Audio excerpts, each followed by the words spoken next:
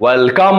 তো বস, এখন কথা হবে ওয়েলকাম টু দ্য জঙ্গল ছবিটা নিয়ে, যেটা আমি সবে সিনেমা হল থেকে দেখে আসলাম। যেহেতু আজকে ছবিটার পেট রিভিউ ছিল, অনেক রাত হয়ে গেছিল, বৃষ্টিতে পুরো ভিজে একাকার, তার মধ্যে ছবির প্রিন্ট আসতে দেরি হয়েছে 30 মিনিট, এই জন্য ফিরতে ফিরতে অনেক রাত হয়ে গেছে। তার মধ্যে বড় ছবি এত, আমি ভিডিওটা শুট করছি আজকে রাতে, আপলোড হবে কাল সকালবেলা। তো কেমন হলো ওয়েলকাম 3 বা ওয়েলকাম টু দ্য জঙ্গল? দেখো, যারা আমার ভিডিও দেখেছো তারা জানো ওয়েলকাম টু দ্য জঙ্গলে যাই কন্টেন্ট এসছে, টিজার হোক, ট্রেলার হোক, গান হোক, পোস্টার হোক, আমি সেগুলোকে খুব বাজেভাবেই চটকিয়েছি। মানে আমি একেবারেই প্রেস করিনি ওয়েলকাম টু দ্য জঙ্গলের কিছুই। এবার আমার মনে হচ্ছিল এই ছবিটা একদম রোস্ট করার মতোই হবে। তবলা হবলা নিয়ে আমি একদম রেডি ছিলাম। আমার মনে হচ্ছিল এই ছবিটা হয়তো সিকান্দার বলি, তারপরে হচ্ছে হাউসফুল 5 বলি, সার্কাস বলি, সেই স্ট্যান্ডার্ডের হবে। ট্রেলার কাট তো এমন হয়েছিল মাস্তিকেও বিট করে দিতে পারে বলে মনে হচ্ছিল। আমি বলবো এই ছবিটা না কখনোই রোস্ট করার মতো বা একদম অখাদ্য রদ্দি নোংরা ছবি হয়নি। মানে আমার অ্যাটলিস্ট লাগেনি। ওয়েলকাম টু দ্য জঙ্গল এই ছবিটা কিন্তু পার্ট অ্যান্ড পিসেসে হাসাতে পারে। ছবিটা কিন্তু এন্টারটেনমেন্টটা প্রোভাইড করতে পারে একটা লেভেল অবধি। মানে প্রথম 15-20 মিনিটে আমার এটাই মনে হচ্ছিল খেলো ছবি দেখতে আসলাম, কাল সকালে আসলেই পারতাম, রাতের ঘুমটা শুধু নষ্ট করলাম। কিন্তু আস্তে আস্তে যে ক্যারেক্টারগুলোকে খুব ইরিটেটিং মনে হচ্ছিল তারা না ফানিয়ার হয়ে যায়। এই ছবিটা নিজেকে সিরিয়াস নিচ্ছেই না, একটা কাইন্ড অফ স্পুফ ফিল্ম। এই ছবিটা পিওরলি হচ্ছে ব্রেন রট ফিল্ম। এবার সেটা না তোমাকে একটা টাইম অবধি ছবির যা লাইন, যেরকম ধরনের জিনিসপত্র করছে, এগুলো হাসিয়ে দিচ্ছে। এবার সমস্যা অবশ্যই আছে।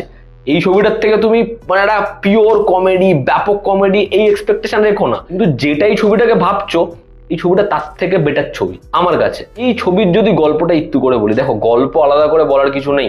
তুমি একটা জারের মধ্যে একটু ঢুনতে যাওগে, ওই ছবিটা নাও, একটু ট্রপিক থান্ডার নাও, এবং একটু অক্ষয় কুমারেরই তিসমার খান নাও, সেটাকে মিক্স করো, যে ফ্রুট জ্যামটা তৈরি হবে সেটাই হচ্ছে ওয়েলকাম টু দ্য জঙ্গল।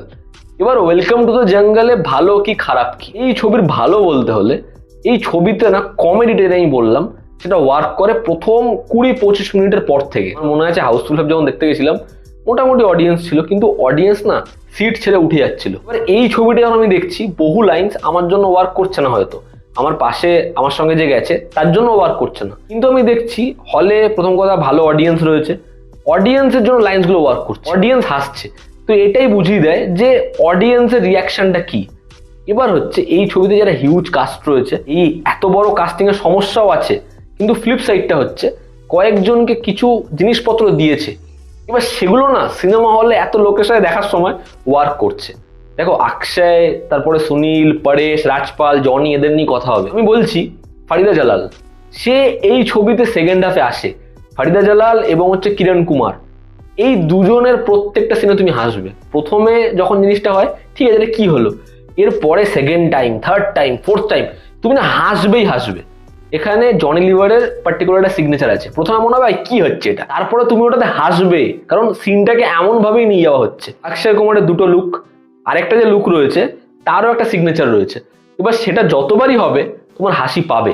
তো এরকম ক্যারেক্টারকে কিছু সিগনেচার দিয়েছে, কিছু জিনিসপত্র দিয়েছে যেগুলো ওয়ার্ক করছে। শ্রেয়াস তালপরে চোখে কম দেখে, আবার তার নাম একটা, এবং সে গোটা ছবিতে যখনই আসে এমন এমন কিছু জিনিসপত্র করে যেগুলো টিপিক্যাল, সেগুলো একদম ব্রেন রট, কিন্তু সেগুলো না কাতুকুতু দিয়ে হলেও তোমাকে হাসাচ্ছে। তো এই ছবির যে ট্রেলার কাটটা হয়েছে, এই ছবিটা কিন্তু অত বাজে জিনিসপত্র ডিজার্ভ করে না। ছবিতে অক্ষয় কুমার, দেখো অক্ষয় কুমার লাইন্স পাক না পাক, ও জেনারেলি যেটা অ্যাটিটিউড, এয়ারপোর্টে যেতে যেতে কাউকে কিছু বলে দিল দেখলে হাসি পায়। এবার এই ছবিতে না শুধুমাত্র ওটা দিয়ে হবে না, একটা অদ্ভুত এনার্জি লাগবে। যেরকম জিনিসপত্র করছে ওটা না ও মানে জেনুইন ভাবে বিশ্বাস করে বলে করেছে। গোটা ছবিতে অক্ষয় কুমার ছবির ধরো 60-50% নিজের কাঁধে টানছে, এবং Akshay Kumar is two good. তাকে দেখতে এত ব্যাপক লাগে। দুটো গান রয়েছে ছবিতে, দিশার সাথে যেরকম ওকে লেগেছে সেটা সলিড। অক্ষয় সুনীলের যতগুলো সিন রয়েছে, মানে পুরোনো চাল ভাতে বাড়ে বলে না, এটা হচ্ছে এখানে গ্রামে গিয়ে নিজেদের সম্পর্কে ইন্ট্রোডাকশন দিচ্ছে, সেখানে আরশাদ পাত্তা পাচ্ছে না। যতগুলো সিকোয়েন্স রয়েছে অক্ষয় সুনীলের তোমাদের মজা লাগবে, এবং মূলত গ্রামের লোকদের বোঝানো, তাদের জল খাওয়ানো, লম্বা লম্বা স্পিচ দেওয়া, সেখানে জ্যাকি শ্রফের সামনে গিয়ে স্পিচ দেওয়া, এগুলো হাসাতে পারে। ছবিতে রবিনা টন্ডনকে ভালো লাগে দেখতে, এবং কেন সে এখনকার অভিনেত্রীদের থেকে বেটার অক্ষয়ের সাথে ওইটুকু জায়গায় বোঝা যায়। এখানে এরা আন্না সুনীল শেট্টি, তাকে আমার বেশ ভালো লেগেছে। আরশাদ নিজের জায়গায় ঠিকঠাক, রাজপাল, পরেশ রাওয়াল ভালো, জনি লিভার ভালো, এবং জ্যাকলিনকে দেখে আমি একটু অবাক হয়েছি। জ্যাকলিনকে এমনভাবে প্রেজেন্ট করা হয়েছে, জ্যাকলিন বাস্তবে যেমন, তাকে সিনেমাতে যেমনভাবে নেওয়া হয় ঠিক সেরকম একটা ক্যারেক্টার, এবং সে খুব বোকা বোকা, অপ্রয়োজনীয় প্রশ্ন করে, সে নিজেও জানে সে একটা গাঁড়ল, এবার সেই গাড়ল যখন গাড়ল গাড়ল কথাবার্তা বলছে একটা টাইমের পরে এবং বলাই হচ্ছে সে ইডিয়েট, সেই জায়গাটা না তোমার হাসি পাবে। এই ছবির যে আইডিয়াটা সেটা আমি বললামই, ককটেল, অনেকগুলো ছবির ছাপ রয়েছে, কিন্তু সেটা কিছুই রাখছে না, ধাপধাপ করে পড়ে যাচ্ছে এরকমও ফিল করায় না। ছবির মিউজিক, সেটাকে ভালো বলবো না খারাপ বলবো এখন বুঝতে পারছি না, কিছু গান জোর করে আসে, ব্যাকগ্রাউন্ড স্কোরের কাজ ঠিকঠাক। এই ছবির মধ্যে কিছু মেটা রেফারেন্সেস রয়েছে, মেটা ডায়ালগস রয়েছে, যেগুলো ফার্স্ট হাফে এস্টাবলিশ করে এবং সেগুলো কে বাস্তবে কেমন বা কি কি হচ্ছে সেগুলো যেভাবে পোক করছে সেটাও মজাদার। এবং যেহেতু নীরজ ভোরা সে আইডিয়াটা কনসিভ করেছিল, তোমরা বুঝতে পারবে যে কেন জিনিসটা সে ধরাতে বেটার হয়েছে। এবার যদি ছবির নেগেটিভ দিক বলি, ছবির মধ্যে নেগেটিভ দিক অবশ্যই আছে। প্রথম নেগেটিভ দিক, এই ছবিটা অনেক বড় হয়ে গেছে। তারা এই ছবিতে বেফালতু পয়সা নষ্ট করেছে, এই ছবিতে অনেক সিন রেখে দিয়েছে আনওয়ান্টেড, যেটা ছবিটা দেখার সময় বোঝা যায়।